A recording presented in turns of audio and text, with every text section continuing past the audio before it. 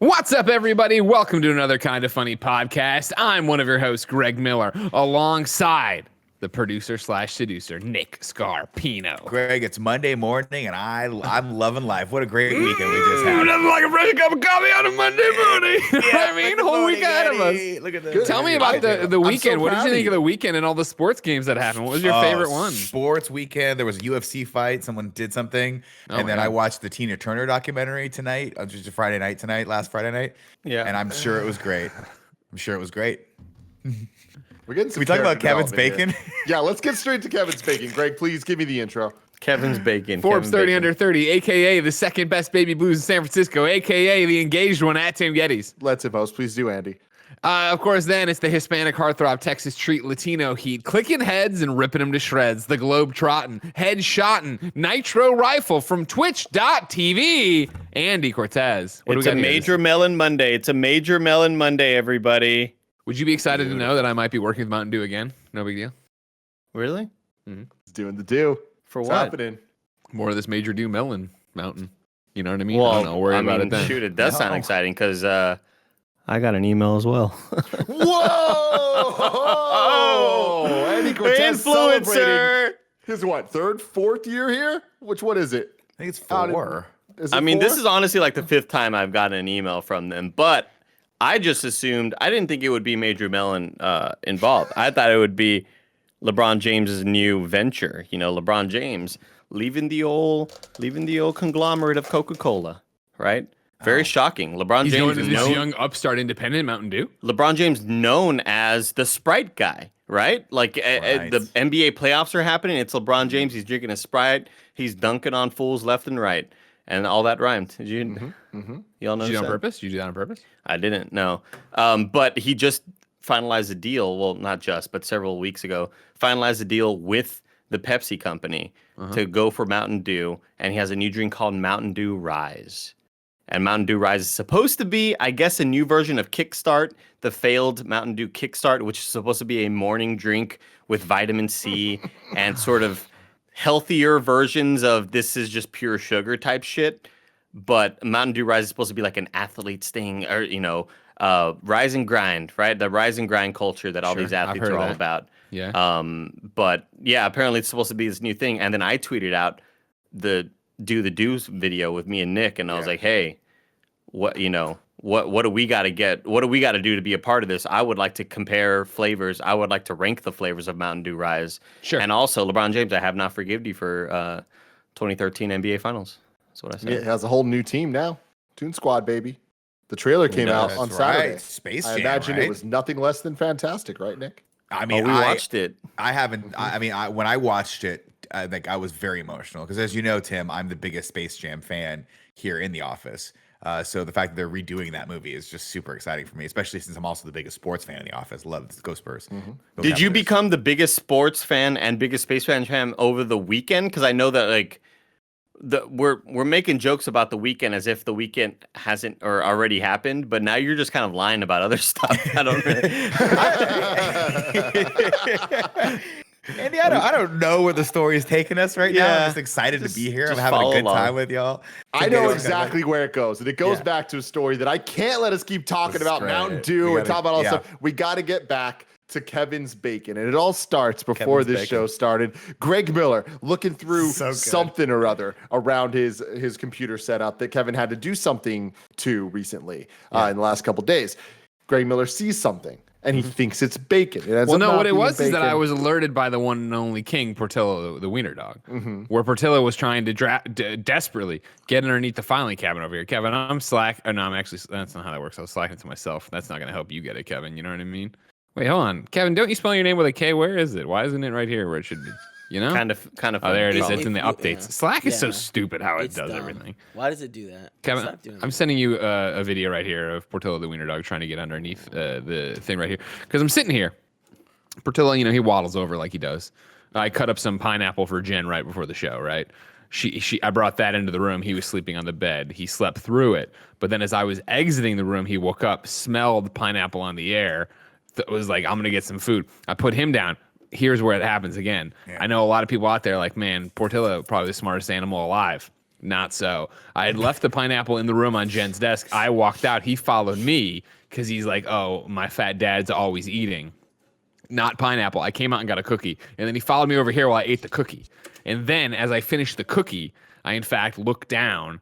And Portillo is in a mad scramble here. The video is actually the final seconds of it here. You don't even, it's a lot less energized than it originally was of him trying to get under there, which is just abnormal for this dog.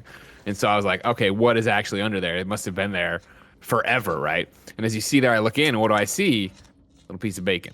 You know, I got a lot of piece of bacon there. So I reach under there. As you see, this is like crocodile hunter footage. You know what I mean? Yeah. I reach under there. I pull it out. Did you eat the bacon? It looks like you ate that. You put the bacon in It your did mouth. look like. Well, no. I'm not going to eat the evidence. Wait, All right, wait, as I try to wait. figure out what's going on. Do you Yeah. just take your socks off and then just throw them on the floor? Right there when I When you get you know, hot, yeah. It's one of those things. Andy knows this. Andy and I, of course, the most athletic out of this quartet of people, right? Yep. Before a show, I'm over here. I'm in my b-ball shorts right now. You know what I mean? I'm over For sure. here. I like to get in some high stepping over there. You know what I mean? Get limber. I do some of those like air splits like the ballerinas do. So I'm limber. And then I come over, and of course I want the traction of the socks. Then I come and I sit over here. I get going, and when I get hot to trot, the first thing I do is slip out of them socks. You know what I mean? I hit them on the ground there. Now- and then I'm I hate off the everything podcast you race. said. Question number 2. Do you wear non-matching socks? No. I see what you're driving at now. Yes, there is in fact one Puma sock here, and then Yeah. one like Long John sock, like I'm going out to a Canadian ski trip. No, Kevin. I take off my socks here like a normal person, and sometimes when I'm on the couch, I take them off, and gotta then I buy throw them socks, over speaking here, of and then they lay here. Yeah. Now, So- can we go back Socks. to something Yeah, that Greg we just need said? to go for it, Just, Nick. I'm sorry. Just real quick, I just want to point out, and I don't want anyone to ever forget that Greg Miller just used the term "hot to trot" Yeah, he when did. describing himself. Yep. But he meant it in a way where he's warm, he's physically warm, but I don't think that's what "hot to trot" meant when they First said off, it in the 80s. hot to trot can mean whatever you want it to It's mean. true. Right? I'm sorry, I And I was apologize. definitely using in the thing where the Pistons were firing. All right. Yesterday, I stumbled upon a cheat code.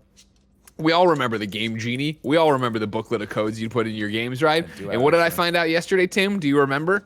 Do you remember? Do I remember Two what you scoops of found ice out cream. yesterday? If Okay, I you're have right, two yeah. scoops of ice cream before a Suicide Squad reacts, you're gonna get some good content.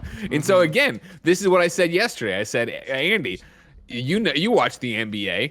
If I get a team, you know what I'm doing? I get a Gatorade. Sure, it's got the Gatorade, and I get one of the big Gatorade things. But I'm also getting a Gatorade thing, and I'm filling that thing with chocolate ice cream. And I'm saying, LeBron, before you got there, 2 scoops, hit it up. You know what I mean? I don't like you giving away the secrets like this, Greg, because this is eventually going to be a panel question at a panel in the future. Do you have any advice for young up-and-coming podcasters? Yeah, eat 2 scoops of ice cream. Ice cream. Every podcast. So I mean, hot to trot is definitely for me the Pistons firing. I don't think what do you think? It's dirty? You think it's sexual? I always thought hot also shot was meant hot I to was trot. horny. I was going out on the town. No, trying to no. get- No, Nick. Is it not? No, hot to trot just means that like you're kind of cocky right now. You're a little too hot to trot right now. Like Yeah, you're one of these you're- fancy horses and you're trotting around, right? Yeah, you're Oh, fucking you hot know, ass guys? horse. Yeah. The official definition: ready and eager to engage in an Yeah. activity. So it could mean horny. Yeah, You yeah, could. absolutely. Well, it definitely could mean could. horny, Yeah. sure, but it But I'm doesn't. It not. means Wait, it's oh, all yeah, context. Let's I'm try just- to bend I'm the everything standard Scarpino, to make you 50% right. wrong. Yeah, exactly. Greg, I'm only 25% right on that one, Andy, but I'll take it. Yeah, I'm sorry. I'm going to take a question from Kevin Coelho, kindoffunny.com. So my third question is, do you just throw your Zarfs on the ground? What's a Zarf? Sorry, Brian. What's a Zarf? Zarf is the name of the coffee sleeves. That's what they're called. What the fuck is this song? A Zarf is a coffee sleeve. So, Greg, let's unpack this for a second, because what happened was Greg thought he was going crazy and heard the word Zarf, but when I confirmed it, he was like, "Oh my god, I'm not in a dream." That was amazing. Did you? Wait, I'm sorry. I'm sorry. I've ever been for Kevin's sanity. Your where I was wife, like, he's your having a real wife stroke. tells us. Your wife tells us what. I'm sure she knows it, Kevin. I'm right with you. Stab I'm thingy right with is you. art, and I Absolutely. can't call it a look at like a psychopath throwing his Starbucks Zarfs on the ground. No, Oh my no one God. knows what the word Zarf is. Right? Eddie, none of Yeah, us in here this I panel. am. know I what never the word Zarf is. I had the All same right. reaction. Fucking goddamn it, He Kevin. was so like God. I love Kevin because he was so like normal word. Here it is. You got your Zarfs on the ground. I mean, it's. I'm looking it up right now. Zarf No, meeting. see, look, hold on. I love that we have two of Greg's non-matching socks. We have a Zarf apparently, and then just an Xbox controller, just showing Greg's level of priorities. Like his DualShocks, DualSenses prominently displayed, these things of beauty. The PS5 right there, Xbox fucking next to the Zarf. I look at even a Luna controller gets put on my desk. You know what I mean? I mean, This Xbox thing. Somebody's got to keep them in place. You know. Here's I here's don't where want I to get too far from the Zarf thing. Go for They it. call them paper Zarfs. Kevin's not wrong. That is another No, name like for coffee I'm not. sleeves. I am not coffee doubting that Kevin is wrong. What Andy I'm never doubts him. questioning is the fact that this is the first time I've ever heard the word, and why is it from Kevin? And why is it Zarf? Why'd they name Yeah. it as Zarf? I There- really I mean- thought it was just he was stroking out and he was Yeah. saying he was trying to say sock, but he came up with Zarf. Looking at Greg go, you all heard Zarf too, right? Yeah, that was the best. That was the best. Oh my God, that was so funny. But okay, I don't want to lose this because We're it's- not getting there's- away from there's Kevin's gold. bacon. Don't No, worry. Instead, I'd dude. like to answer some of these questions that I'm being asked. All right, Kevin? Yeah, I understand that our jobs are different yet similar, Kevin. You are over there. We ask you to make sure these shows run on time. We ask you to make sure that they work, that everything gets recorded. Click the thing. You're bringing up videos. I'm sending over there, right? You're not necessarily on camera talent, even though you have been on camera before, right? For me, when I come over here and I'm hot to trot and I'm ready to do a podcast and I'm jacked up on 2 scoops of ice cream, maybe a chocolate chip cookie from Starbucks, all right? I'm Zarfs shedding layers everywhere. as I go. You're goddamn right I'm putting socks down here. Sometimes I'm cold after a show and I get on the couch with Jen, you know what? I start heating up. Boo, boo. I go, boo, boo. My socks off, all right? They come over here. I get it. And I try to keep them together so it will be easy to eventually pick them up and throw them towards the bedroom door, all right?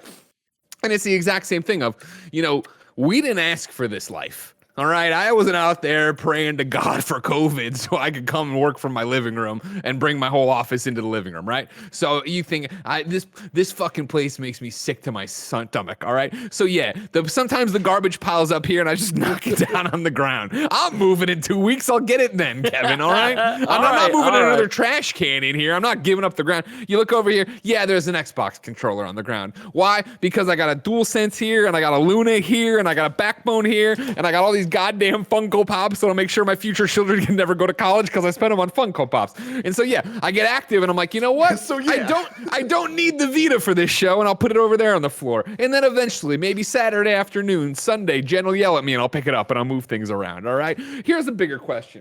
Why do I have this fall wreath still here? It's not fall anymore. You know what I mean? They look like- I they have look a bunch like- of a snow globe. What is going on over here? What's that, Andy? I'm sorry, Andy, what'd you say? You'd like to listen to the Florence soundtrack on vinyl? I have that too, ready to go. It's not plugged into anything. It looks but like it's they here yanked for it out of the you. wall like an old school telephone. I give it 5 seconds before Jen texts Greg and says, "Shut the fuck up, please." But then Greg will educate her bitch ass to understand what a Zarf Jesus, is, because yeah. I guarantee she my doesn't know. God. I guarantee there's no one. I mean, does she know what a Zarf is? We I will. didn't I will either. rescind Fair. my That's statement fair. if she knows what a Zarf is. She's not from America, so she'll probably know what a Zarf is. We No don't really one know knows what a that shit Zarf here. is except for Kevin. I know. I Colella. mean, me and Kevin are Zarf fans. I would say Kevin and I are Zarf fanatics at this point. Look at Kev. Look what I did here. I made my own Zarf. He's got one of those custom Zarfs. That's a homemade Zarf, yeah. This is a homemade Zarf, Andy. I'm thinking about putting him on It keeps Etsy later. his hands warm. No, That's why we thought Zarf didn't exist, because you just said it keeps his warm hand. Exactly. Sometimes wires get crossed. Wires get Yeah, crossed. there you go. Can we talk about Kevin's bacon now? Is Yeah, this sure. now the time to talk about Yes, Kevin's it bacon? is. So Andy, what happened before the pre-show? I texted Jen. Do you know what a Zarf is? We'll see what she says. Well, during the pre-show, gonna Greg Google goes, "Kevin, did you, by any chance, when you came to plug in all my computers, did you bring bacon with you? Were you eating bacon?" And Kevin's like, "No, what are you talking about? Are you sure?" And then Greg kind of goes, "Oh." I started laughing.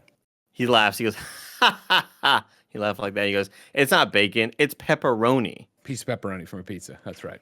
And so And the then revelation Andy was, replies, Well, I brought up the fact that if anybody were able to mobilize bacon, it would be Kevin. Like there would be nobody else to be eating bacon on the go than Kevin. And I just think that like that's his personality, right? Totally. Like, And like that is the funniest thing to me. It's like someone had mobile bacon. Who could it be? All of us think it's like, fucking Kevin. that's Nick funny. missed this conversation entirely. Nick then comes in and we're still talking about the bacon.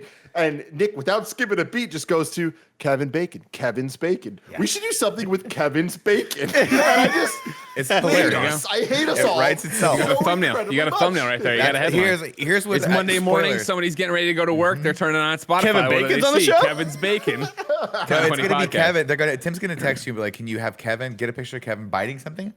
And it's gonna be Kevin God. Bacon, but colored like a strip of bacon with just the red on the outside and the His little grizzled face on the fat bacon. inside. Yeah, it's gonna be great. It's gonna be For the Yeah, record, Jen did not know what a Zarf was. I texting issue D. us a challenge for this Texting D. kind of funny podcast. Do you think that over the course of this show, we can find one other human being Interesting. that knows either what a Zarf is or what the cup holder things are called? Because I think it could work both ways. I mean, I am down, but I think the difference here that I'm going to see is that a Zarf is more of an ornamental cup holder for like a glass tea that you would put that in and then hold the tea. I don't think people are going to think of it traditionally. The Zarf being if you go to Starbucks and you ask them for a Zarf, they'll be like, "Oh yeah, sure, right here." oh, it's They a will- Turkish I'm going to go word. to Starbucks right now and ask them for a Zarf, and they're going to go, "Do you mean a coffee sleeve? A Colin, recyclable coffee The only sleeve?" place you'd ever see a coffee sleeve called the Zarf, it would be on like if there was a biology of the coffee cup thing, like when you have to label the genitalia, right? And you do the line, and you're like labia majora or whatever, like that kind of fucking shit. That's when you'd see Zarf. If you go to what is this place called Zamabar, or is it's still around? You know, the fancy tea place. They'll know what it is. Sando something. Yeah, Sandabar. Well, the Sandabar. great question is with Sandabar. Starbucks. Sandabar. Now. With like, does Starbucks know it's called the Zarf? And I mean a Oh barista my at God. Starbucks. Oh my Who do we know who's a former barista at God Starbucks? bless my wife. God fucking bless Danielle. I go, "Do you know what a Zarf is?" She texts me back, "The thing on Russian teacups."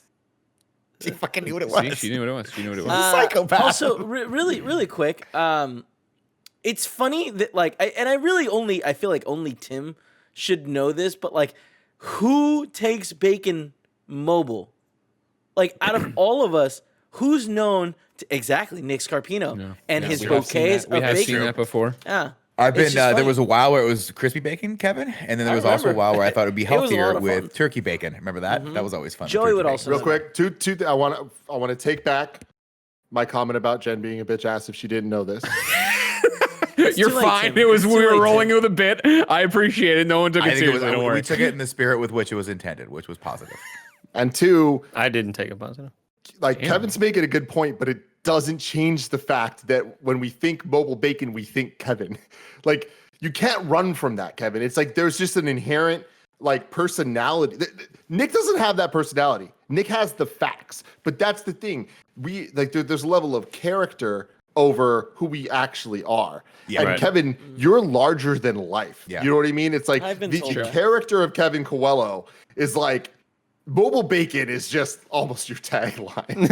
You know? Remember, you Whereas- did when I would order from Bacon, you had a standing rule that if I ordered anything for had to Bacon, think of like bacon. the breakfast bowls, I had to get you a bouquet of bacon. Yeah, it was I great. believe And guess that was what? Nick. I believe that was Guess Nick. who ate you half were of that talking about. every single time? I thought it was you. I got it for you. You and I. I, received it. I I think think Kevin you got requested it. it, but I think he requested it on my behalf because he knows that I Oh freaking man, love Kevin, you're so good. strips of bacon. haven't For the had bacon record, in a Joey while. Noel, a former barista, says I worked at a coffee shop for 2 years and did not know they were called Shit. Zarfs. I've never heard her say she was a former barista. Did she work at a college? Yeah, I know that. Like, have you ever heard that she's a former barista? I've never heard that. for I hours mean, at Andy a and time. Richard I'm Gary just went to calling space. out. I didn't even know about that. Richard Gary? Yeah, Andy's best friends with Richard Garriott. So I don't know. There's so much about Andy that I don't know. And it's exciting to me because as our friendship progresses, he will start like we'll Sprinkle explore it in. those. That's how you know we'll you're just getting sprinkle closer. it in there. Yeah. Yeah, but I didn't know this about Joey either, Kevin. I feel like, are we calling bullshit on her right now? Or is this... I mean, that's kind of what's being thrown About around Joe. by a lot of people. What coffee shop did you work at? Joe, what coffee shop did you work at? Because I worked at a Jump in Java, which was a coffee shop / smoothie restaurant. and I gained 45 pounds working there because I just ate the protein bars. And then my manager told me to stop eating the protein bars.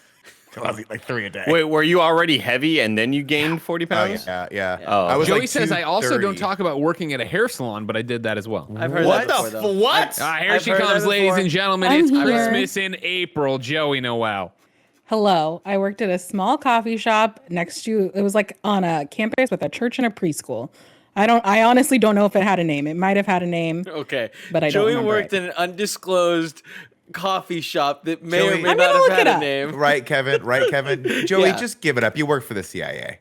You worked for the Central No, that's my Intelligence dad. Agency. This brings up something really interesting. Andy, what was the name of the car dealership you worked at? Because you know what? I never believed you when you said I don't that. believe that story either. South Texas Buick Pontiac GMC. they have a Now they're not. They're only called Buick GMC because Pontiac no longer makes cars. Too many details. make? Too many details to this Look it up. story, everybody. Look it up. I just looked it up. Apparently it's called Corner Cafe. Had no idea. Wait, where was that? No idea. On the corner. It's right by Newport Beach High School. I know the corner cafe. Like right I across think. the street. Yeah. I feel like I know that. All Oh, no, I'm right. thinking of All I'm right. No, thinking you're of thinking it. of Keen. Okay. You're thinking of Keen. Kevin No, doesn't but like I- that Nick is Nick believing it. Scarpino suddenly stands up and is like, yes, I've been. Once Joey served me coffee. That's a fucking full on, like, like It's- we're getting Joey and I, played. turns out, have known each other for 45 years. Now, can we dial back to Andy's experience with the car dealership for a second, Tim? Do you mind if we unpack this? Because I think I have a damning piece of evidence. Andy never talked about working at a car dealership until we did Cobra Kai in review. And there was a moment where I thought when you asked him the name of it, he almost said LaRusso car, I'm sorry, Pontiac Buick, Texas of Austin, Texas or whatever. I'm thinking, I'm such a just lie. saying, did you also compete in the 1985 you- All Valley tournament? If you go back to old Kind of Funny podcasts or old Game Over Greggy shows that I was on, I've mentioned that I worked at a car dealership. 1,000%. 1,000%. That's not a I've lie. heard of it in my life. Well, you weren't listening. That's fair. That's probably. But see, what 100% shocks true. me is that I That's wasn't probably listening, true. Andy. Yeah. Like I actively care about you. I and was your kind history. of I very shocked passively care about when you. Tim said that he had never heard the story. Yeah. To the point where I was like, have I ever told a story? I'm pretty fucking sure I've told the story before. I mean, I And it believe had- you. Yeah. Kind of. You know what I mean? Yeah. Yeah. Remember fair. after knowing Greg for 10 years, like he's like, oh, hey, I worked at a pet shop. Like, what? Yeah, that was Come on. weird.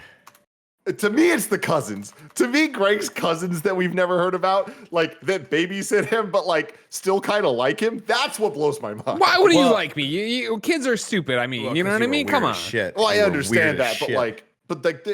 there's some level of like, I don't trust this guy. You Like, I love that cried don't while have your any little cousin was cousins. trying to watch Now- a music video, right? To the point where she wasn't allowed to watch the music video. Bon Jovi. That's why. You wouldn't Yeah. let her watch Bon Jovi. Yeah. Wasn't it cousin Jovi? No, cousin Jody said something about Hey. Bon. That was good, Tim. Thank you. It Here's wasn't. why I don't trust Greg. Well, it's as good as I get. Thank you. Is because he calls cousin Jody first week, Mm-hmm. right? I was like, all right, fine. I buy that he's got a person out there who's definitely not an actor that he hired for $15 in the community or whatever. And cousin Jody is the first week. Then Yeah, cousin yeah. Josie or whatever it is. Julie, week two, Julie and Jody. and All right, it was very easy to follow. You're making it crazier than it was. What's going to be next week, cousin Joan? What's it going to be? You're not that creative. Who's Joffrey. this person that just came into our house? Joan Rivers. this? Hey, Zach. is Zach Ryan. Hello, Zach Ryan from IGN. How are you? I'm all right. How are you guys? Good. Your mic's not picking up the right way. You're like, it sounds like you're yelling It's okay. from far away. That's Those okay. fucking glasses, though. My What God. about this? That's That's way better. better. That's perfect. That's better. perfect. That's Sorry perfect. about that. No, it's fine. Hold on now. Tim, you lean. Oh no, Kevin's on it. We're fixing it. We're doing the thing. Bam, there it is. All right, good Perfect. enough. And then hold on. Nailed Oh, it. it's almost there. I'm We'll not get rid of playing the it. I'm not playing Superman, it the anymore. Greg thing. It'll be fine. I told Zach to come in audio only, but this is. I you could know, just turn my this is video how off. it is. That's fine. No, it's fine. It's No, okay. no, no. Zach stop. looks, I got it, Zach, I got it. Zach looks too good today to come in audio only. I know, right? No, That when wasn't you even look his like choice. when That you was look like Discord's Zach Ryan, choice. you come on, you throw it on, you look at. Discord just starts his camera all the time. He's like, God damn Discord. So it's just an auto, yeah. It's got to be seen. Just detects my face. It just pops right up. Zach, here's why we've called you in. Okay. And I've already tipped my hand by asking, of course, who works at a coffee shop, and you Okay. responded that you worked at a coffee shop. But if I walked into the coffee shop, and actually, and before we get to it, what coffee shop? How long? Give me that kind of information. Okay, so I worked at the Bucks right after college Nice. for About a year. Okay. Yeah. If I walked into that Starbucks, walked up to the counter, and I said, Okay. "Can I get a Zarf?" What would you give me? A Zarf. That's all we need to know. That's all we need to know. Dude, It's what I mean? throwing That's Kevin's good. face. Yeah, exactly. That's good. I don't know what that is, but I would. Okay, to me, that's probably some sort of frozen situation, like some kind Okay. of like cold, like ice frappuccino deal, You're close. You're but close. with like a But here's the lot thing, of like- shots of caffeine, a lot of shots Like, of espresso. is in there. Zach a good employee? Like, doesn't seem like it right now. He doesn't Good even question. know. I don't No, know. no, Would you no. consider yourself a good barista? Oh, definitely not. Like I was not good at the Bam. job. For Thank sure. you, Zach, Yeah. for proving my Yeah. point. You know what I mean? But I what- don't what- know if Zarf is hold the on, thing hold that on. exists Your because place I knew. looks amazing. Really cool. Really Oh, cool. So thank you. dope. Thank you very So Thank you dope. very much. I have a question. Now, what is it about the job that you would say you weren't good at, Zach? I think it was just a general lack of interest in working at a coffee damn. shop. Okay, at the time. makes sense. Giving Yeah. a shit. Yeah, Yeah, no, there you go. I mean, it's not a difficult job. I just didn't. I was out of college and I needed to work somewhere. So the Got it. Bucks. So let me welcome ask me you a with open different arms. question. Okay. If I were to ask you, what is the name of this sleeve that goes over a coffee drink? What would you say it is? Like if I say, Heat "Oh, this sleeve. cup's too hot. Do you have anything that could help me carry this cup to my car yeah, and it's, then like it's to my a work?" heat sleeve. Heat sleeve. But sleeve. if I was like, "Oh, but what's the scientific name?" Heat sleeve, dog. Yeah, exactly. Yeah. We're trying to teach you here, Zach. The answer Apparently it's is Zarf. Zarf. a paper Zarf. Zarf. They call it Are a you paper fucking Zarf. kidding me? That's what No, it's we called? don't know. We're not quite sure. We've seen it on Urban Dictionary. Kevin refers to them as Zarfs, but Kevin also likes to say either the scientific name, or whatever the scientific name. There you go. Now, damn it, it's rubbing off on me. Now it's starting to become Kevin. He either likes to say that name or he likes to say the alternate version of whatever the name's going to be, or word. By the way, Kevin does that a Okay. lot. And he All does right. it to, I think he does it to annoy me, but also because he knows, I think he also does, I do it to annoy him. When I say things like when Greg said I wear Puma socks, I meant to say, do you mean Puma socks, Greg? Yeah, Puma. Yeah, Puma. that's correct. Yeah, that sounds which right. fucking So Kevin it's called a Zarf, and we were just kind of shocked that anybody I've would call it this, Never that anybody heard would that know term this. in my life. So Yeah, It's made But up. again, yeah, you don't have to worry about it. self-admitted, like not good at his job. that's You know, true. back in the That's day. true. So we got to continue this. We got to get to the bottom of it. We got to find someone that's like, I am the best barista in the world, and I know it's a fucking Zarf. And I don't think we're gonna find him. that person is out there. Whether or not you're going to find him on Twitter and get him into the shows, that remains to be seen. I feel like. Exactly. I don't know if it'll be a Starbucks employee. No, I doubt that it would be a Starbucks employee. 'Cause the I fact feel that, like like- a lot of the Starbucks experience is similar to mine, where it's like, yeah, I'll work at Starbucks, I guess. Gotta Yeah, make money. and you were so certain and you were so dead on with heat sleeve that you were ride or die with heat sleeve, and I feel like that's going to be the general answer we get from a lot of people that we try to bring in here. That's not a Starbucks term or anything. That's just just a- what I always refer to. Yeah. Feels right.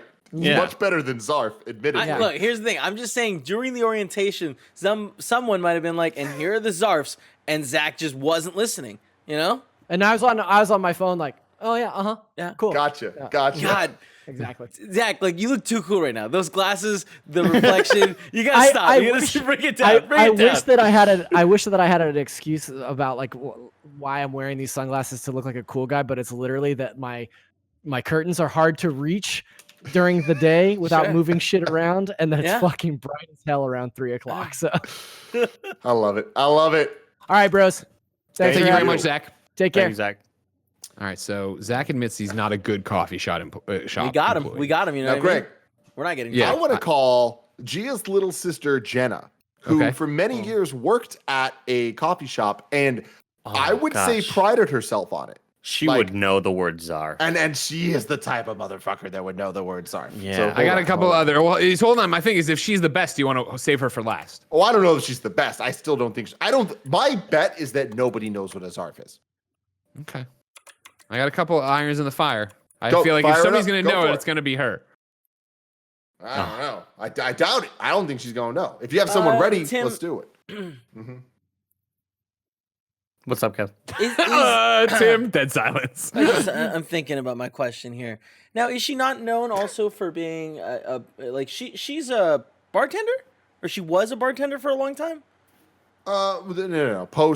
Post coffee shop, she then was a hostess somewhere, But you pick up a little bartending here and there from doing that. Of course, you never know when you might. Okay. have She's a to go to the bar. bartending enthusiast. So if we asked her what a Hawthorne strainer would be, you don't think she would know? I'm just saying, if we want to get like figure out how into these things we are, well, I can bring you tests. You know what I mean? we're not trying. Like it's not. This is not a Oh, test. right, to right, see- right. Oh, it doesn't No, seem no, like no. one. It doesn't seem like one. You know what I mean? I'm sorry. What are we testing Kevin's skills on Hawthorne now? strainers. What's happening? Hawthorne strainers. We're talking about bringing in Gia's little sister. Tim's prepping that. I've put Oh, out no, an we're not invite. ready. I you know. have I know. someone ready on Discord? Literally, what I'm doing is stretching while we wait for this person to join us. That's all I was trying to do. All right. So just everybody calm down. stretching your Bring it arms, down a notch. Bring it down a notch. I'm trying to get Everybody, this I'm person in. standing. I can lead the stretch. Everybody, do that. There you go. Andy stretching Andy, everybody. Can I pay Andy a compliment real I'd quick? love for you to pay Andy a compliment. I don't know what you've been doing lately, Andy, but it's the Hims Standing. vitamins, the standing, the exercise. The color in your face is great. Your skin's looking good. The hair's on point. You just look overall healthy and happy, and I'm happy to see it. Very happy to see it. Thank you. I think it's a standing desk. I'm not gonna be honest with you. It might be because your posture right now is phenomenal. I've And you gotten a got that- couple tweets from people, and then I'm DMing with Sancho West yesterday, just kind of catching up. Yo, how you been, bro? And Sancho West loves the podcast, and he loves interview. Like Sancho West listens to every interview, and he's like, dude, you've been killing an interview lately. And no joke, like the standing desk, I feel like you're more energetic. For sure. I honestly do. I believe that for 100%. 100%. And this comes from someone that generally has a lack of focus on these things. So I'm very impressed by it. This is somebody who didn't realize you wore glasses for 10 months. It's a long time. I was like, is it me or did Andy start right? He wore glasses for so long. Here's this KFAF episode we did a year and a half ago. Andy, you know the You time just you're called for it. talking is the time that I'm using to like wait till I can talk again. That's I think it's usually that thing when where I ask people in DM, you want to be on the podcast? It's like, oh, fuck yeah. And I give them a Discord link. They're like, what the fuck is this? I don't have Give the them- I give think a it's a Zoom you meant call now link. thing. Yeah.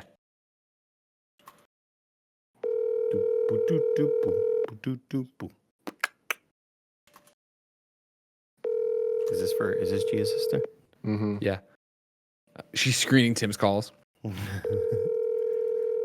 not feeling good about this. Oh, hey Jenna, you're live on the Kind of Funny podcast. How are you doing? Good, how are you? Good. We have a question for you. You were a barista for a long time, correct? Yes, I was a barista for a long time. Would you consider yourself a good barista? Absolutely. Oh, damn. I Okay. love how much she Okay, that's sounds a like level of Gia. confidence that I'm stoked about because we have a scientifical question for you here. God damn it, the Oh word. I gosh. hate it. Okay, go for it. If I were to walk in and ask you for a Zarf, what would you give me? A Zarf? Mm-hmm. Oh, yeah. And I have absolutely no idea. Yeah. Okay, let me ask you a different question.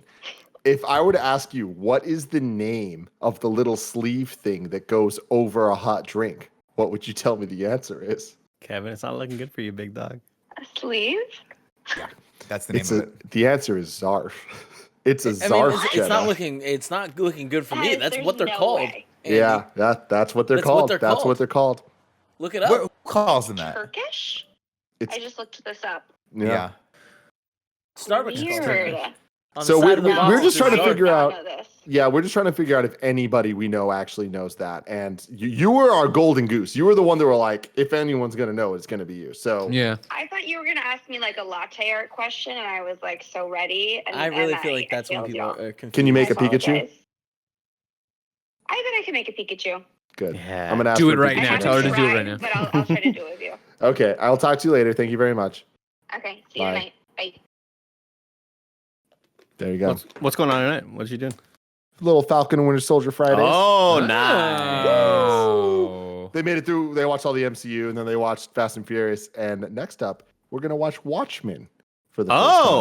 Oh, the movie- series. the movie, and then the series. Oh, we nice. watched the movie Nice. this week, Fuck but yes. we're about to start the series, which I've never seen. God Very damn! excited about I need to this. rewatch this damn show, dude. I need to rewatch this damn show. You need to rewatch the damn movie. It's fucking. Oh, the good, movie man. rules. I It fucking is love the so movie. Good. And watching it after the Snyder cut, I'm just like, I don't understand how these are so different. I just Yeah. don't get it. Yeah. Zack Well, Snyder. I'll tell he you what. fucking got it. I'll tell you why they're different, because he didn't write one of them. Yes, One of them is the one he didn't write. Very Yeah. fair. Very true. Yeah. Yeah. Those movies. If you didn't know, ladies and gentlemen, this is the Kind of Funny podcast each and every week, twice a week.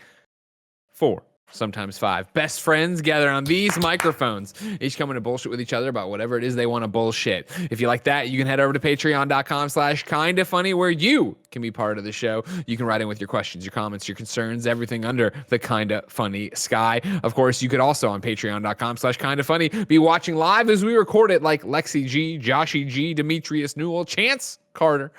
Thank you all for watching live, hanging out, supporting us on patreon.com/kindafunny. Remember, you get the show ad-free there, and you can get it with the exclusive post show we do each and every episode. However, if you have no bucks tossed our way, it's no big deal. You can get the new episodes of the show on youtube.com/kindafunny. Podcast services around the globe.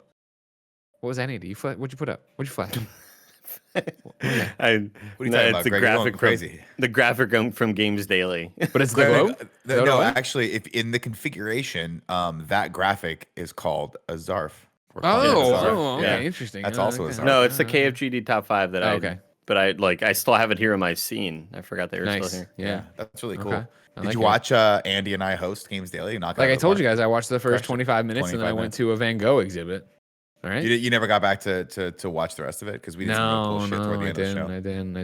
I imagine that's how most didn't. people watch that show, though. Just watch 10 minutes of it. And Just just like, like whatever, Can't. yeah. I said I just want to watch Rest of the 20. show. I don't know why you said 10. Like, you gotta put it like, We all know. Whenever anyone says, 10, "Wow, yeah, I 20. watched 20 minutes of it," you fucking watched. I left it. 5 I left at minutes of it. 10:30. I left 10:20 is when I stopped watching to get ready to go. We didn't start.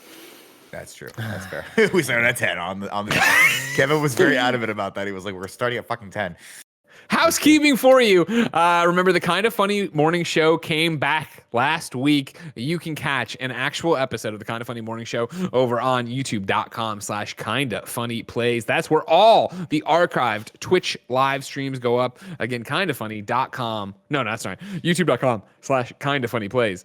You can go there, catch it all. It's a new channel from us. Subscribe, like, share. While we're at it too, hey, if you're on any of the YouTube channels, why don't you remember we have youtube.com/kindafunny where you get this show, youtube.com/kindafunnygames where you get games content, youtube.com/kindafunnyplays. Go ahead and subscribe there and click the bell. I noticed the views on some of the stuff's down. And I'm like, oh man, like we're just getting buried, I guess, because there's so much other YouTube content out there. So click the bell so you get the notification. You do all that stuff. You know when things go live. Click the bell. Click the damn bell. You know what I mean? Thank you to our Patreon producers, Willie D. Billums, Julian, the gluten-free gamer, Mick, a.k.a. at Nanobiologist, DJ Kento, Steve Powers, Kieran O'Donnell, Tom Bach. Today we're brought to you by The Blessing Show, but I'll tell you about that later. For now, we have a few final moments to make fun of Tim. Andy, what do you got? Here's the thing. Yeah.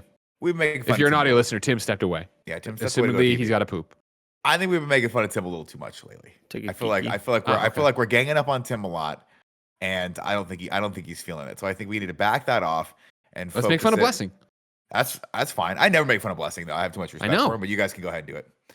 Well, you know what it is? Honestly, it's because Blessing and like Mike and Roger, they just haven't worked with me enough to understand that like the way I show love is by making fun of them. Like, By pain, you know, yeah. just breaking balls a little bit here and there, busting balls a little bit. So I just don't want to do that because I don't want them thinking, oh, here's this. I mean, genius, I think would be a word I could use to describe me. Maybe that they would describe me with obvious, artist.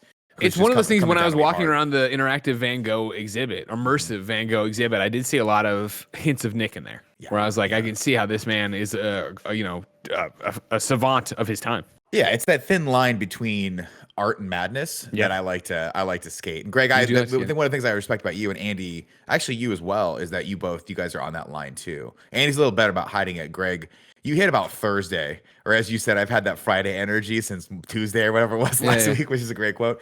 And I just respect the hell that you guys are willing to dip into the chaos with me, because that's where it goes. But I feel like I'll stick a toe in, right? Like I'll dip in a bit, and be like, oh, it's kind of cold, kind of chilly. Here's where you're at with the chaos pool. Yeah, right? where's he at Me with and the Greg chaos are in the deep end, trying to figure out which one of the other person can like hold their breath longer with weights. You ever take weights in the pool? They were super fun. Andy's over in the attached jacuzzi. That's way too hot, and he's like, it's so hot in here. But he's just in the jacuzzi watching us play. I'm stewing in my own juices. Yeah. You say You ever you gonna get into another hotel jacuzzi? You think? A hotel jacuzzi? Yeah. I haven't been in a hotel. Maybe. Yeah, I would. I would. Yeah. 'Cause That was know, a COVID question. Yeah. Is what Yeah, I mean, eventually when we I get will, back yeah. to new normal, or when we get to new normal, it's gonna be, what do you do? What do you you touch the stuff, you eat and stuff? What are you doing? So to answer your question, Kevin, there was a scene in Point Break where they threw bricks into a pool and blindfolded Gary Busey to go pick him up. It was some sort of like, I don't know why they did it. I think it was just for the sake of having there be a scene there. But my brother and I evolved that to taking these old weights my dad had that were like plastic. They were like plastic covered dumbbells that he had, and he never used them because we never worked out. And we used to put them in the pool in the deep end, and we'd go down there, and then you could hold on to the weight and just kind of float at the bottom. Oh, of the pool. you wouldn't. Oh, That's so you cool. could stay That's down really, there. really cool. Yeah, You it could was super also- fun. So you just like, or you could put your finger, your foot underneath it, and then like You just, could feel like wrestle you each were other. in space, like grabbing onto Yeah. the ladders, like going around the space station in midair. It's a Absolutely. feeling King I've always Kong. wanted. Yeah, exactly. Like Here's King what Kong. this, That was you the know what, dope Nick, part. you just jumped in there into the deep end, right? You grabbed that weight of chaos as you just talked about. I want to bring in Kevin Guzman's question. He wrote in, of course, to patreon.com/kindafunny, just like you can, to be part of the show. And it's not exactly there, but stick with me as I ask it and then immediately give something I want to say. If you could relive any day of your life, what would it be? You would relive it as if it was the first time. Kevin goes on, I personally would want to relive watching Spider-Man 2002 for the first time in theaters. It was one of the best days of my life when I was 5.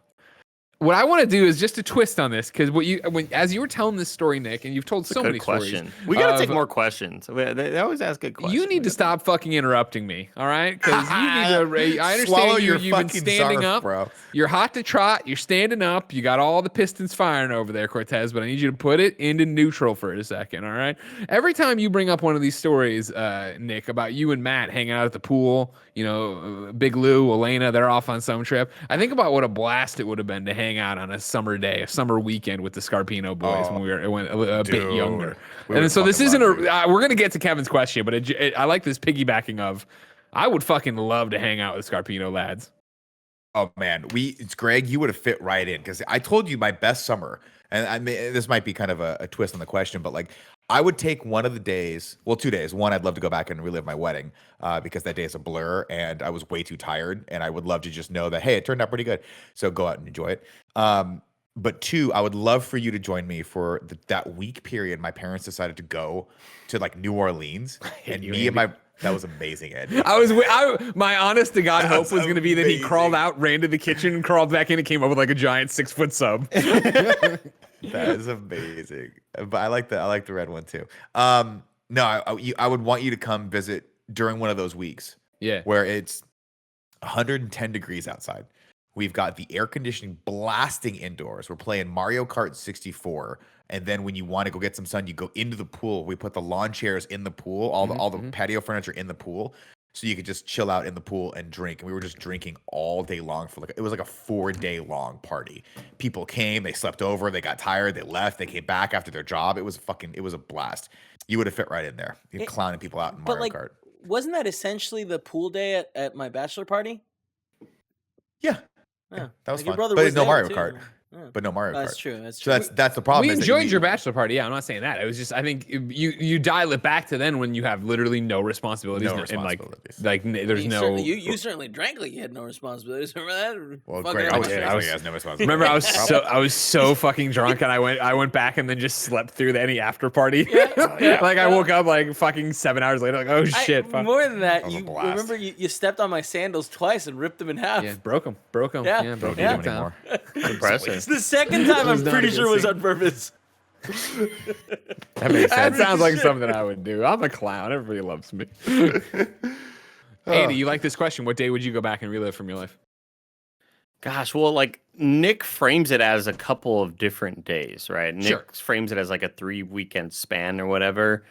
Gosh, I'm just trying to think about stuff that I did as a kid that I wish I had the awareness to kind of enjoy in that that's a moment. good one.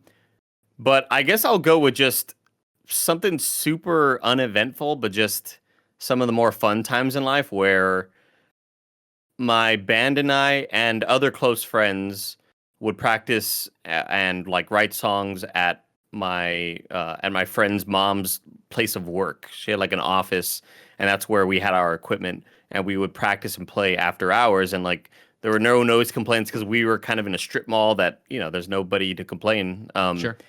And we also brought the GameCubes, and it was Smash Bros. And it was Double Dash. And it was just some of the most fun times of my life where we would sleep over sometimes at the office. And, it was just, we were snacking and we were writing music. And it was just a really cool time that I wish that I could kind of savor a bit more, Yeah, definitely. Yeah, you bring up a good one that I like about that, right? Where, Nick, of course, you toss out your wedding and, obviously I think of that too. But honestly, after, what was it? Geez, podcast beyond 200, I'll never forget coming off stage and one of the audience members there was crying. And I was like, are you okay? Like thinking something was wrong. Like, no, it's just, this is so special. And it was that moment where I was like, oh, like, I didn't process any of this. I ran so quickly through it. So since that, when I talk about Beyond 300, when I talk about Kind of Funny Live, 1, 2, 3, prom, all that, like I did my best to stop and take a breath and look around and enjoy that. And so like, even for my wedding, like there's that distinct memory for me of walking along the Embarcadero, going from hard water where we had drinks to water bar, and it was this beautiful sunny May day, and like walking there, everybody dressed, cars on the Embarcadero honking for us and like cheering and clapping and people doing it, and it was me and Poe listening to this French song that is obviously one of Jen and I's songs, and I was playing it off of my phone and we were singing it. Jen, her sister went over front, my mom, my dad, Jen's mom are back. Like it was like this, like I had a moment of clarity there where I was like, holy shit, like this is so incredible. Like these people I never would have thought even would meet are all here right now celebrating our love or whatever. So like, yeah, I think for those kind of things, in terms of reliving, I'm more drawn to an Andy-like scenario where to go chase one of those things you only kind of remember, right? Like I would love to be able to go back to being a child and mom taking me to Toys R Us. You know what I mean? Because I have those distinct memories of like my finger on the glass. I want that. And it was Ghostbusters Sega Master System, or, picking up, going through mint on card, real Ghostbuster or Teenage Mutant Ninja Turtle figs, right? Freaking out when me and Grandma Miller found April O'Neil, my grandmother having no idea why this mattered. like I remember those aisles, right? Being skyscrapers, like just so tall and packed with toys. And now, I guess not now, but a couple years ago when I still go to a Toys R Us, it was so different and rinky dinky and yada yada. Like I would love to have that moment, like similar to what Kevin's talking about, of go back there and be 5 years old and go and have it through those eyes, but be able to actually suck it in and like feel it. Yeah, there was also a moment. If I could choose like another day, it was me when I was with my band and we were doing like this small Texas tour, just driving to random cities or whatever. And one of them we played in Fort Worth, and it was always great when you played local shows and people would get excited for you and like, sing along and shit. But playing a random show where nobody knew us, but they were just so stoked to hear a band from out of town. And it was us, and it was another band name at the time called Schoolboy Humor. And these dudes were like really, really, like in MySpace terms, they were, Achievement Hunter, and we were us. You know what I mean? Like we were both like fairly popular, but they were like really, really huge in terms of like MySpace friends. These guys had a lot of following. And so we became friends with them. And then we ended up playing the show and seeing them like just fucking like really vibing out to our music and being like, oh, they like our shit. And the crowd being really, really into the music as well and stoked on us and what we were kind of bringing to the stage. That was just like a cool ass moment, being on tour and then knowing that afterwards we're going to drive back to so-and-so's house who's letting us crash there. And we're probably going to like grab pizza and like, hang out with other people. Like it was always a cool little thing that I didn't really get to cherish as much as I would have liked to. Sure. Those moments are so fleeting, right? When something like that's happening. Yeah. I feel like similar to a lot of us, but especially me, a very nostalgic person. So this question is like, I have so many answers that I could like, just gush about. But one that I want to bring up that comes up, I think more often than any of the others in some way is it's watching Endgame, like having that experience. But like, I love that we all have it. We all have different versions of it. I'm talking about us and the best friends out there. But every single time that clip comes up of a theater reaction, like we all kind of have an emotion to that. And I was just spending the last like 3 minutes trying to find a picture, and I can't fucking find it on Google or my Instagram or Kind of Funny's Instagram. But it's the group pic of all of us at Endgame. And like, to me, that was so special. Like, of course, the movie and of course, all the moments, but it was before the movie when we were all just in the lobby at the Metreon. Having a cocktail or whatever. It It was a little weird place. Yeah. Literally any friend I've ever had in my entire life was there. Like all my middle school friends, all of you guys, all the industry people, like everyone was there. We got like 30 something tickets for that movie. And like that Dolby screening was ours. Like it was kind of funny.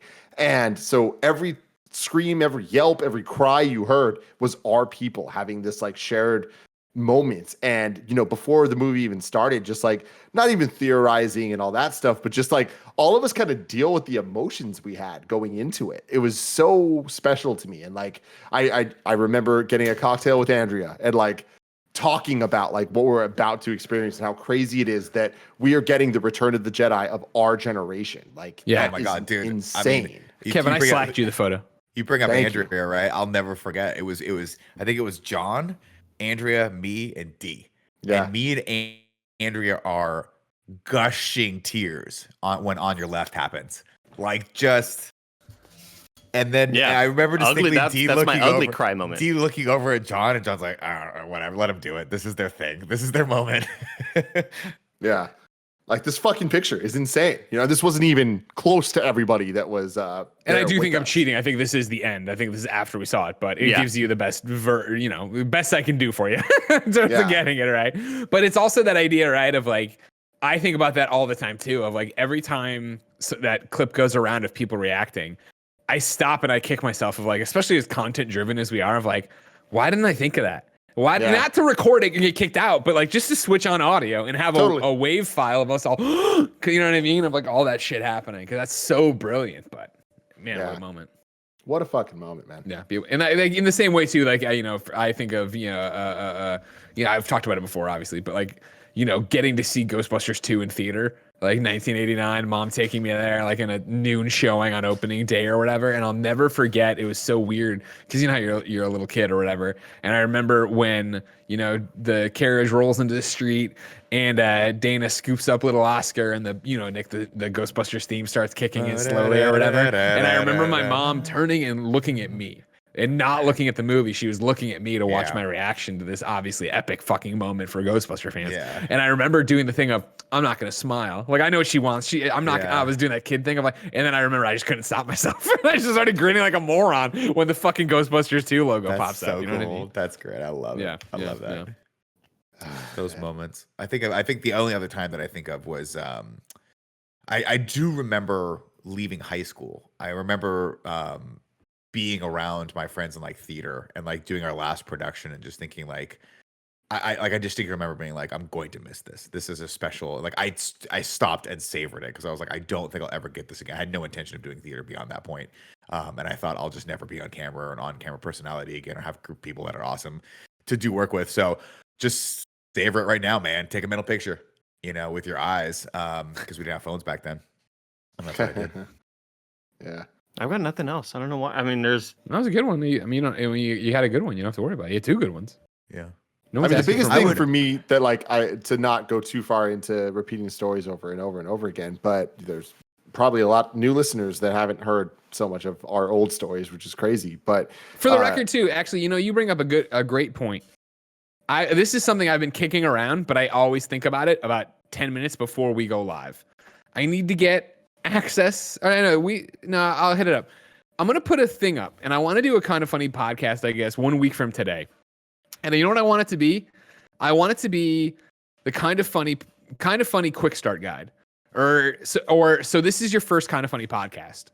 Because it floors me and I love it so goddamn much, ladies and gentlemen. The fact that we've been doing this for 6 years and it always happens, but now more than ever, somebody pops up on the Reddit and is just like, hey, I've been listening since this one video 4 months ago and I'm trying to get more involved in the community, or I'm trying to do this, or I've only been here since this happened, and yada, yada, yada. Like the fact that we have so many people who are still coming in and are brand new, I want to put together like a podcast that is an FAQ. And what that means I want you to interpret. I'm gonna get it from Joey actually right now, so I can add it in there. But be like, what would your advice be to a new kind of funny listener? What's the story they need to understand? What's an inside joke? Stuff like that. It can be, or just interpret however you want to. And I want to put together an episode of like new to kind of funny. Start here, and this is where we all go from. Dude, I love that. And, you know, it's actually such perfect timing because last night, someone named Byron Jones that I have never met, it's a community member that I have never seen his name before. He tweeted at me and just said, hey, at Tim Gettys, just wrote to reminisce about how the hashtag LetTimhost era was wild and so freaking phenomenal.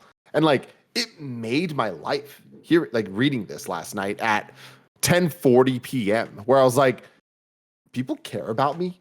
People care about me enough to like give a shit about where I came from and like all the dumb shit that I did to like get where I'm at. The like, legacy content. The legacy, totally. And it's like, you know, people look at me now and are like stoked that I'm where I'm at. Like that is so cool and exciting to me. And it empowers me so much more to want to keep going and keep doing this stuff where it's like, you know, for so long, it was just like, okay, cool. I'm here and I'm doing stuff because I'm good at video and I know this stuff, but Beyond is the reason we are what we are. And Beyond will always be the reason we are what we are. But the fact that what I did separate means something to anyone is like, holy shit, that's so fucking cool. And I think that like I've seen it so much the other way with the more not future, but I mean, whatever, future with Andy, even of just like the people like that are so stoked about Andy doing his own thing, but also the natural rifle stuff, but also like, you know, the lineage of Andy Cortez coming into us, like being a community member, but also being a receipt, being a game developer, being part of all this other stuff. Like, it's just so cool, the lineage that we have, and the fact that there are people that give a shit about our past. See, the tweet I thought you were going to bring up, Tim, was the one that randomly the other night tweeted at you, toilet toad. No, but that's hey, real talk. Yo, you say that. There's been about 4 of those in the last like month and a half. And it used to be a lot more frequent before, and I'm not asking for more, please. But like that is exactly what we're talking about, where it's like we've created this legacy. There are memories and things tied and associated with this. And to talk about the story I was about to tell, it's like, you know, I grew up liking rap artists, Tone Deaf, Q&5, all that stuff. And they would do annual concerts that were in New York. All the fans that knew each other just from the internet would fly to New York, have these concerts. And it wasn't just we're rapping songs. They'd have video packages and announcements of new projects and all this stuff. That is literally what I learned of everything we do at Kind of Funny Day, Kind of Funny Live. Like all of this stuff is based off that. And it's not based on manipulating people and trying to make as much money as possible and all that stuff. I'm just trying to give the dopest memories and experiences to people possible because I know how powerful that is for me. Like I know what that did for me. I know how I think about like the question of like what moments do I wish I could go back to? I wish I can go back to the Kind of Funny Mega Show 2009 when we saw the Chico and the Man music video for the first time with a release date. That release date never happened. That album's still not out to this fucking day. That doesn't take away the memory of that happening, of me surrounded by people that care about this so much that we're in tears, you know, because we're in this communal experience. And it's like, you know, we could talk about Avengers Endgame, we could talk about that stuff, but it's like people feel that way about us. And I hope that I always live up to that. I hope that we always are caring about that experience. And it doesn't need to be the most epic thing ever. And like, tears are a weird thing. Emotions are a weird thing, you know, because it's like, oh, I tear up all the time. It can so easily feel like, again, manipulation. And it's not that. It's like when somebody does something and it makes you tear up from just sheer emotion, it's because both sides care that much. It's Christopher Nolan always making me tear up. Because he cares that fucking much, you know? Like, that's such a good example. Not about his audio balance. Only in the IMAX version, especially. No, it's true, Tim, and that's one of the things that like I obviously we're creating memories now, especially through COVID, and I think we're creating memories for ourselves and for people who are listening to this stuff, which is good. But I do look forward to those days, the days when we can be all in the studio together. Oh my God! And start just. Greg fucking stomps on the wrong part of the concrete floor for the 4,700 square foot warehouse, and the whole fucking power grid goes down. If that happens, then I'll be upset with how we've built out this warehouse. I will be a little upset too. I'm like, oh, there's any power running under this there. I don't think it's gonna happen. But I look forward to those moments. And I look forward to the moments of like this shenanigans of the 12-hour long streams and shit That like first the charity month streams back, and stuff. you know it's what I gonna mean? be That it's first gonna be a month fucking back, oh barn my burner, bro. God. Yeah, I'll- exactly. Insane. And don't get me wrong, I'm excited for it, but I do get a little stung whenever I see, God, I just can't wait for them to get back at it in the studio. It's like, fuck, I feel like we've been back at it, and I'm so tired from being back at it. Like, what, has all this been for naught? Like, what? I'm with you on that, Andy. Like we are obviously burning the candle at both ends, but in a good way. And like it's so funny because I wake up every day and I'm like, I got a lot of stuff to do today, but I look and I'm like, okay, I'm looking forward to like today. I was like, gotta wake up. I gotta talk about Falcon and Winter Soldier. Cool, that's gonna be fun. Then I got to talk about Invincible. Wow, very much looking forward to that. And then I get to do the podcast with the guys to round up my week. And I'm like, oh, it's so late. Nah, it's gonna be fun. It's gonna be real fun. I don't know. And I get to hopefully end this conversation, this podcast with the events of what happened at CVS yesterday. Oh, My God. Oh dear, ladies and gentlemen, let's hear from our Strap sponsors in. before we hear that story. What's up, everybody? This is your ad for the Kind of Funny podcast, and I'm here to talk about The Blessing Show. That's right, over on youtube.com/kindoffunny. We have a show that goes up every other week called The Blessing Show. It's a video essay show from Blessing Adeoye Jr., where he talks about the things that happen in the video game industry. He breaks down what's up. The newest episode is live. It is all about Elden Ring, and he brings in GameSpot's Timur Hussein and, of course, Fanbyte's Imran the Don Khan. If you could go over and check it out, that would be huge. If you didn't know, The Blessing Show is one of our few video-only products, meaning that while thousands upon thousands upon thousands of you listen to the Kind of Funny podcast as a podcast, a lot of you don't go over and check out the YouTube pages as much, which I totally understand. But this is us trying to dip our toe into video essays, and I would love it if I could get some support for it. So head over to youtube.com/kindoffunnygames, watch The Blessing Show, and while you're there, click that subscribe button and also click the bell. It'll give you little notifications in your sub box on YouTube. And you might say, Greg, I don't really use the sub box on YouTube. It's not my bag. Totally get it. It still helps us out metrically wise if you hit the little bell and the subscribe button. And if your parents have YouTube, which they do, go there and do it too, because they'll never notice when they're getting notifications. It just helps us. Subscribe to the YouTube channel, and click the bell, and keep watching stuff on youtube.com/kindoffunnygames. Until next time, it's back to the podcast. Zarf.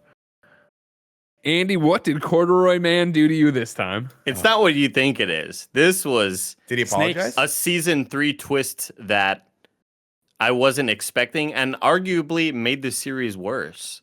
I walked Do we in need there, to bring everybody up to speed on what happened in the past year with Corduroy Well, Man? in the past, there's been a guy at CVS who always comments on the purchases that I'm making, and it's always I'm buying a couple bags of like bag of Flamin' Hot Fries and a couple Monster Energy drinks, or a couple of Red Bulls, or it's always like an energy drink and a snack, right? And he's always doing like you must be gaming late tonight, huh? It's like it's getting to the point where it's like, stop commenting on my shit. Like you're kind of making me feel bad for always buying that. Like I'm waiting for the day that he goes, damn, do you ever eat real meals? Like I'm waiting for him to kind of do that one of these days. But anyway, I walk in yesterday and I got my headphones on and I look at the lady who works there. She's super nice. She always sees me. She's like, and I look at her, I kind of wave, and she's on the phone. I'm like, oh, she's like not paying attention to me. And I take out my headphones and I hear, yes, there are 2 of them right now. They are in the makeup aisle. They are stealing everything. I was like, what? And as I walk by the makeup aisle, there's a dude and his, I'm assuming, girlfriend or wife or whatever, and they are just Jack and It's fucking. like I was talking about the other week about the Walgreens in our old neighborhood. Yeah. Yeah, this was not a person being secretive with a backpack and like putting it in their pocket. No, like both of the people working there. He was not there, by the way, Corduroy guy. Do you think he was the boyfriend? No, definitely not. The dude only wearing underwear, no pants, and shoes. Don't need him. Underwear, Run no faster pants, without him. shoes, has a big no backpack, pants.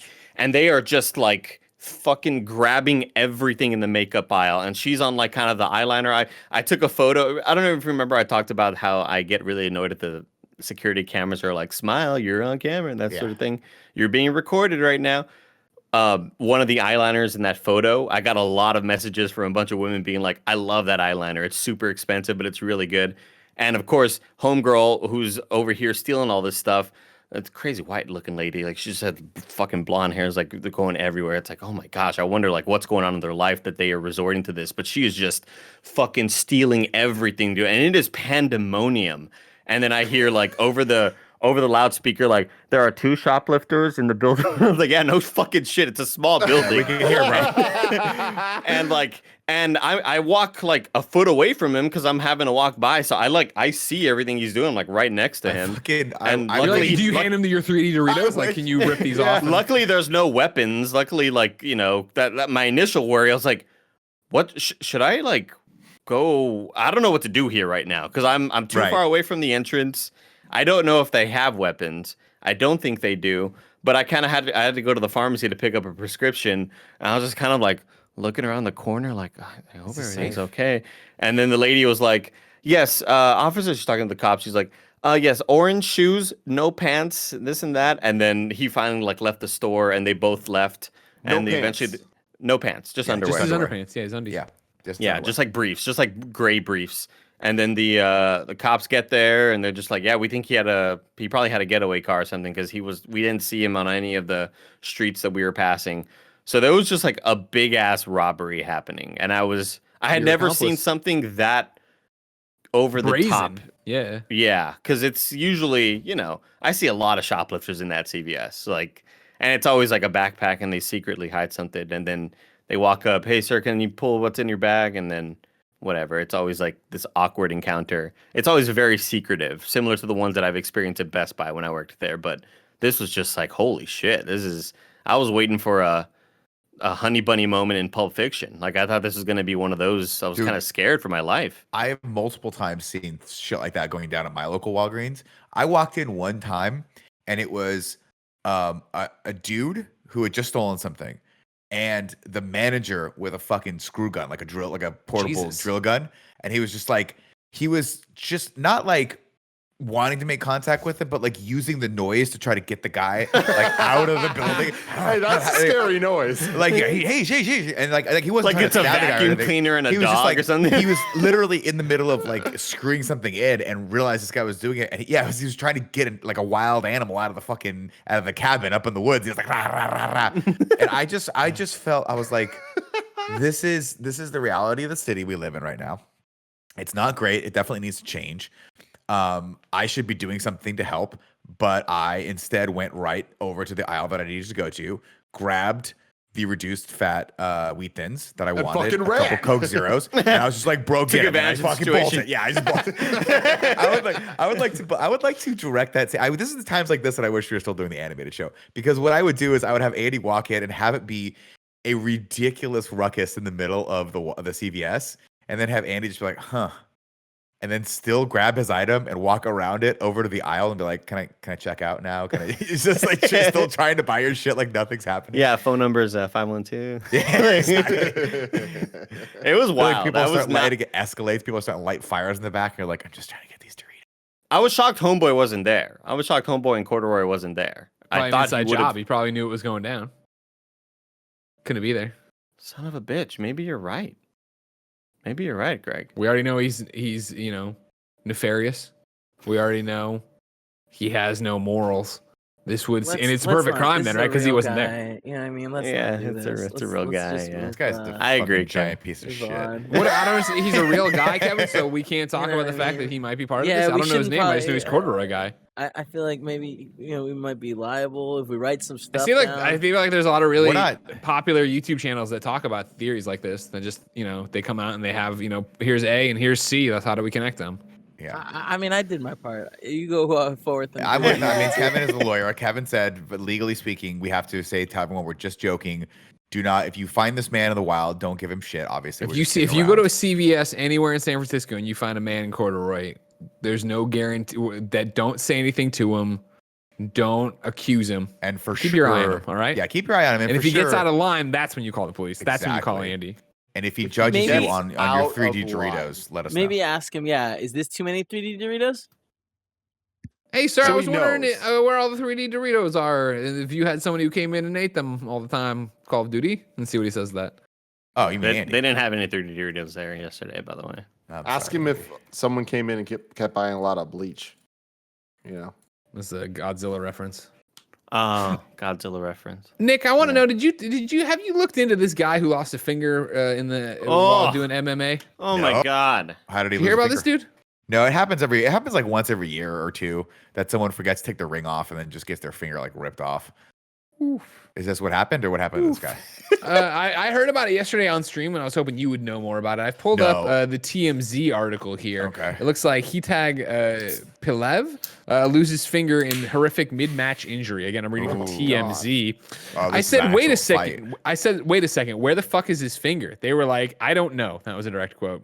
That's how one witness describes seeing an MMA fighter lose a finger mid-match Thursday night. And yeah, the injury was just as horrific as it sounds.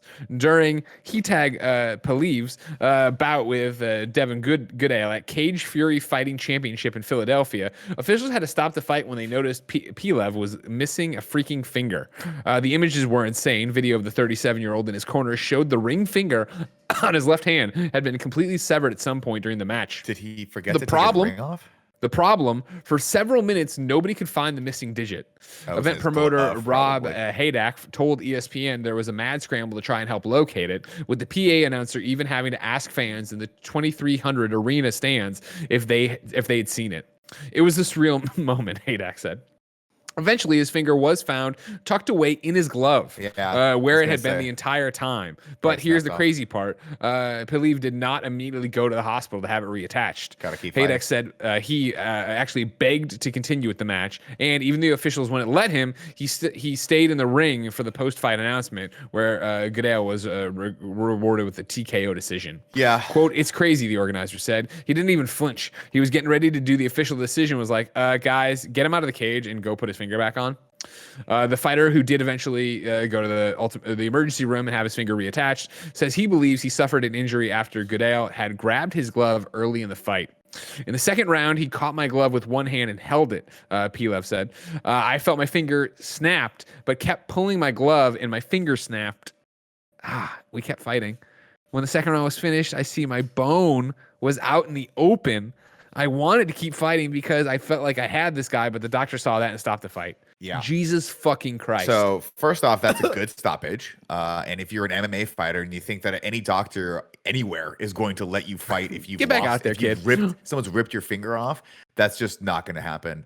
Secondly, I was like, I bet it's in the glove because that happens like when you get your shit caught up in those big gloves. But man, kudos to this guy. I'll tell you one thing right now though. This is a thing that happens in fighting, right? You get so amped up on adrenaline that you just don't feel the pain. Like a lot of these fighters like will push through these injuries because A, they're very, very mentally trained for this stuff, and B, man, it's a blood sport and you got adrenaline pumping through your veins. But I'm gonna tell you this right now. 1 hour later, that guy's like, fuck, I should have left that ring. Because once that adrenaline's gone, he's probably like, this hurts like a motherfucker. It's really interesting seeing him sitting there and like looking at his hand and them telling him like it's over, and he's just like, fuck. Like he just looks disappointed and mad that he can no longer continue to fight. And I believe the tweet said, it appears as if so-and-so's finger is no longer there. And then all the replies were like, what do you mean it appears? It's his finger's gone, dude. There is nothing there. And people are just kind of, and it looks like the ref is kind of trying to cover the view from the camera. This is terrible, dude. Ugh. What is fighting going to get canceled? Dude, honestly, Tim, I saw that. I was like, what the fuck is the point of this shit, man? Like, I don't think it's ever gonna get canceled because they evolve it and they have new rules and stuff like that. There's a ref. I mean, you're not supposed to rip people's fingers off. But it is a violent sport, but there's other violent sports out there that I think, do damage as well. I think UFC and MMA have come so far that they won't get canceled. I remember and I don't know, Nick, I know you obviously are the UFC, are the MMA guy, but I'm not sure how far back you go. And it's that thing of, I remember when it first came on the scene and it was like cage fighting, blah, blah. And like, it was like, holy shit, these people are going to murder each other. And that's when people really stepped in and made them get rules set up. Yeah. Well, I mean, back in the day, there was no weight classes. So they were like anyone versus anyone. It really is a true ultimate fighting, championship. And so there would be guys that were like 300 plus, like sumo wrestlers who would go in and just grapple with like Hoist Gracie, who would always just choke him out and stuff like that. But yeah, slowly but surely, like there's a, God, I forget what it was. I think it was, I forget where he said it, but they talked to John McCarthy, who was one of the original refs that was brought into, because he was the only person that really kind of understood martial arts at the time. They're like, we're going to bring you into ref. But he was like, after the first one, he was like, I'm not going to do this again unless you give me the power to stop a fight. Because they said literally the only way a fight can stop is if someone taps, gets knocked out, or if their corner throws in the towel for them. And he goes, well, there needs to be a fourth one, and it needs to be the ref needs to be able to stop the fight if he thinks someone's gonna fucking die, because people are just getting their brains smashed out. Sure. So it's evolved, but it's like boxing or any other sport. There's a certain amount of liability that's gonna go along with it for someone's personal safety, and you just have to kind of say, hey, what are you willing to sacrifice to go out there and do the sport? I would argue the same with football. Yeah. I think football is probably worse, truth be told, but I have no data to back that up. There's not a chance. I mean, I think football is problematic as well. I don't think that it's a this or that. Well, the difference. Well, I don't. Again, I'm spitballing. I have no data for this, so please don't tear me apart. But I think I've heard people talk about the repetitive injuries in football being just as bad, if not worse, than fighting. Because fighting, you only fight like once a year. Granted, you're sparring, but you're not taking hits in practice at full fucking tilt every day for 8 hours a day. Granted, you are sparring and training stuff, but your camp's not that long. So I don't know. They're both very dangerous, and you have to do both of them, knowing that you're doing something that's potentially harmful to your body. That's the give and take of it. But I bet you in the year 2080, football and fighting sports do not exist anymore. No, I mean they make a lot of money. Yeah. So I would think at that point, like what would happen is, if we were going that way, football would be moved to a flag football thing. Which I know people would be like right now, be like, oh, lame or whatever. But like if it's slowly over the years, we get better and better about concussions and everything else. I feel like you'd get to eventually they still want to do the sport. They still want to have something, and they'd move to that. Yeah. Yeah, I think the consistent sort of helmet on helmet contact that isn't even necessarily that blatant or violent. It's just, you're blocking somebody and then a helmet's kind of rocking your head like repeatedly or whatever. It's those little things that make me think that football might be overall worse than fighting, because I think fighting is sort of, you're not always going to get knocked out by a punch, and you're not always going to get hit in the face a whole lot.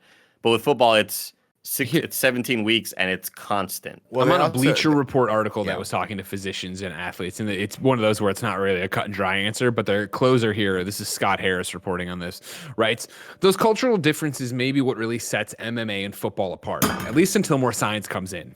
Neither is better or worse than the other, but MMA seems more evolved, if for no other reason than its violence simply requires it. Quote, in MMA, you get time off. In football, after the concussion protocol, you can get time off, but not always beside that, whoever they're talking to said. They still want to do hard sparring in MMA, but not as much. You don't see a lot of football scrimmages anymore. But on the flip side, I've done a lot of boxing, and the reason I can say it's football is you learn to be tough all the time. So it is that idea of like, I think, how many months do you get between your fights, right, Nick? Like you're talking about. Well, it's months between fights, but it's also like there have been multiple fights that have been canceled because someone got rocked they got concussed in a sparring match leading up to the fight, and however minor, the doctors won't clear them to fight because that's super dangerous. But I mean, again, I don't want to sit here and say, go be a UFC fighter. It's super safe for you. No, dude, it's fucking. There are people that have been knocked out by head kick, and if you want to see I mean, Jesus Christ. Go back and watch Stipe get knocked out by Francis Ngannou 2 weeks ago. It's the most fucking violent thing you'll see in your life.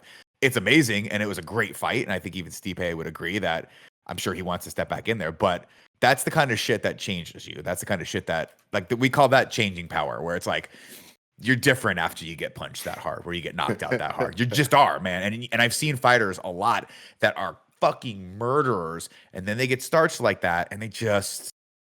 whether it's mental or whether it's physical, but they just don't have that same carefreeness or like devil may careness, because man, once you get, I mean, Jesus Christ, I've been dropped on my head in just jiu-jitsu classes before, and I think to myself, if someone followed that up with like a hammer punch, I would be fucking, dude, I'm never coming back to this mat. I'm gone, man. I'm going to Starbucks and writing screenplays again. That's how it's gonna go. But yeah, I don't know. Yeah, I think about the uncomfortable feeling you get when you see a football player just get laid out, get up when the lights are off. Like that's Like, the thing. well, that as well. But you see the initial hit, you go, "Oh, that was a fucked up hit," and then the player rolls over and their arm is just like sticking out, and they're and or like If you their watch, bodies just like they tense up because of whatever happened in their brain or whatever. And I'll never forget Luke Kuechly, who was a star linebacker for the Carolina Panthers and was still really, really, really young, retired fairly early in his career because he had suffered a hit and was on the field and was clearly woozy and then started crying. And everybody was just like, get this off camera. This is so uncomfortable. We're watching a man cry for reasons we don't really know. Right like there. it's not What that he's not does to crying you. because he's feeling pain. He's just confused as all fuck right now. Yeah. And it was just whoa, like one of the awkward moments on TV is like, God damn, dude, let this guy fucking turn the camera off, turn it away. I don't need to see what this dude's going through because it's making me feel awful for wanting to watch the sport of these dudes doing this to each other all the goddamn time. Andy, and then he I feel the retired same the thing. next year and he was very young. I feel the same thing with fighting, where it's like you want to see a good fight, right? And obviously, like the reason I love fighting is because I love martial arts. I like fighting sports. I obviously love doing jiu-jitsu, things like that. And I've done martial arts ever since I was a little kid, on and off, mostly just because I thought the gis were cool. But I got serious about it in my late 30s, which is, hey, good enough. I like the strategy behind it. Same reason why people love watching sports in general is the more you do it yourself, the more you appreciate how it's done at the highest levels. But unfortunately, what comes along with that is people get hurt. And it sucks, and it's not good to see. And people have been put out of their careers, and this is their livelihoods. But man, I mean, you want exactly what you're talking about, Andy, where someone just basically gets tabletopped, where they just stiffen up like a board. Yeah. Watch Francis Ngannou knock out Alistair Overeem. It is terrifying. It's to the point where when I saw it happen live, I was like, oh, like I was at a loss for words because it was so unbelievably powerful. But yeah, it's crazy that like it's crazy that if it's legal. they achieved their goal, then it's like, oh, that's too much. Like the point of a fight is to fuck them up. But if they fuck them up, then it's like, oh no. And like I can take this not in a physical way, but even like battle rap, it's the same thing. The point of a battle rap is to offend your opponent so much that they get offended and they lose their stance. They get pissed and they lose because you beat them by offending them. And it's like so funny to be watching all of the battle rap scene right now kind of be falling apart because of where we are at as a culture with things being canceled, words being canceled, this being canceled, blah, blah, blah, all of that stuff. But it's interesting to compare that to a physical sport. But it is all the same thing where it's like we're rooting for them to do the thing, but the moment they do the thing, it's a problem. Well, I mean, that's the thing is like you want to see people. Like one of the things that I really love about the UFC is that it's the top promotion, and so you get the best fighters in the world, and it's fascinating to see how these guys train against each other, what strategies they use, and often than not, when you get two fighters that are really like evenly matched as far as their experience and like skill, then it boils down to like what strategy they're gonna undertake. And I don't want to, by the way, if you've never watched UFC fight, I don't want to sit here and paint it in a bad regard, like everyone's getting knocked out left and right. More often than not, you see really cool, like strategically oriented fights. People get choked out, they tap, or sometimes it just goes to decision, and you see two really good strikers just kind of like having a really cool stand-up game, which is really fun and exciting for me. But yeah, every now and again, man, you get a big knockout, and it's shocking, and it's scary, and it's exciting all at once. Especially if you're a person who's ever trained before, or if you're a person that like, gets in there and spars, you're like, wow, I would get knocked out so fucking fast against someone who knows what they're doing. Because it's every bit about power as it is about precision. And a lot of these guys are just such good strikers. They'll just hit you right in your chin. You're fucking done. Or if you're Francis Ngannou, you just punch people into the next fucking stratosphere. God, ladies and gentlemen, we've come to the end of our podcast. Of course, there's more, patreon.com/kindafunny. But before we get out of here, I want to introduce someone very special. Ladies and gentlemen, please welcome to the show my favorite Reichert, Bianca Reichert. Hello, Bianca. How are you? Oh, geez. Wow, that's a high praise. I'm doing sorry, well, Greg. How are you? I'm great. Your husband, Dan, is a dirtbag, and everybody knows it, but I'm happy you can be here. So I put out online who has worked in a coffee shop. You responded, I was a barista in college. Tell me, how long were you a barista? Where were you a barista? I was a barista at Moondoggy Cafe. It was a Basset Hound themed defunct, in Maywood, New Jersey. Okay. Yeah, it was a very eclectic place where they had like they would always sell a ton of retro shit, but no one ever bought it, so it just gathered dust, and there was stuff everywhere. It was really cramped. People would just come in for coffee. But yeah, I was there for probably like 2 or 3 years through college. And so then the question we have for you, and I'll let you know that none of the baristas we've brought on this show were able to answer this, so don't feel bad if you can't. If I walked into the cafe and I said, "Can I get a Zarf?" What would you give me? I would shit in a cup and say, "There, get the fuck out of my sight." Oh, I'm sorry, my left first. I'm sorry. Oh yeah, no, totally. Fuck it up. Don't worry about it. Don't worry about it. You're fine. No, you're great. You're great. Yeah, see, a Zarf, according to Kevin, and he's correct. The problem is everyone thinks you're asking them, "What is this drink?" And it's not that. You know. Hey, the question's been honest the entire way, Kevin. I walk into your coffee shop and I say, "Can I have a Zarf?" I mean, if I said, "What's a cup?" People like something that holds liquid. They know what the name of a cup is. Exactly. What's a straw? You're wrong, Kevin. We've proven it. Wrong about what? I'm with Kev. I'm wrong with Kev. About what? I just don't understand what I'm wrong of. The word? You know what I mean? Yeah, pretty much. And then Bianca, before we close the show, the second part of your tweet was, I was a barista in college. Then you said this: a man made a necklace out of his wisdom teeth. I left shortly after. That's correct. Okay, I assume you want me to elaborate. Please. Yes, please. So, yeah, there was this guy, I forget his name, but he would come in pretty much every day. He was a regular. And naturally, we would always chat. So, we kind of developed a bit of a friendship. He was much older than me. I remember he walked with a limp because he was in a car accident and one leg was shorter than the other one. So he was an interesting character for sure. Anyway, he got his wisdom teeth taken out, and then he presented me with this necklace that he made with his wisdom teeth.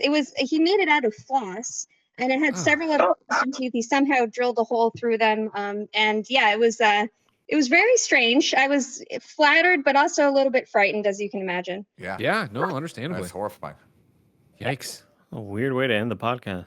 Yeah, so That's understandable. It's understandable. Well, thank you for letting us ruin your Friday evening by dragging you in here to relive wisdom teeth memories.